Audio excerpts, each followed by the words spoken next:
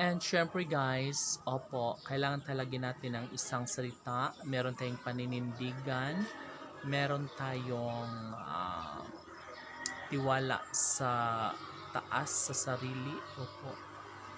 Kasi, yeah guys, oo, kasi dati guys, nasanay kasi ako dati, lalong-lalo na yung kasagsagan, nung year 2020, kasagsagan ng P, tapos, ay, ang lalaki ng mga sahod ko talaga yun guys. Talaga. Ang saraday? Ano yan? Ay, snacks din ba? Una ka, bilisan mo kay, ano na, aalis na yun sila. May dala siya guys, snack sa simbahan kasi para sa Flores de Mayo, para matuwa yung mga kids natin, para meron silang para magiging malusog ay malakas sila, para meron lang snacks dito. And yes, opo, ito talaga guys ang isa sa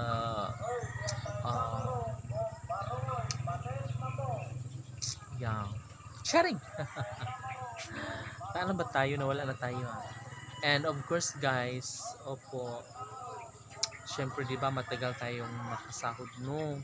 So syempre hindi tayo mangamba kasi meron naman tayong ibang source of income. No, although regular din ako sa YouTube guys and kahit hindi ako makapag-upload, no, meron akong araw na hindi makapag-upload, sobrang busy ko siguro, no. So ayun, pero nasa isa o dalawang araw lang. Pero nung fiesta talaga guys, mga ilang araw din yung wala. Pero most of the time nag-upload talaga ako kahit kasi nagbabaka sakali naman tayo, di ba? So baka meron tayong isang video na lumagapak or uusbong, di ba? Para kumita tayo. So try na lang. So kailangan nating hi.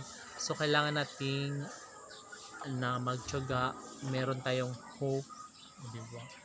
Meron tayong tiwala na baka one day ay baka mangyari yun, di ba? So, by the power of the Lord. And syempre guys,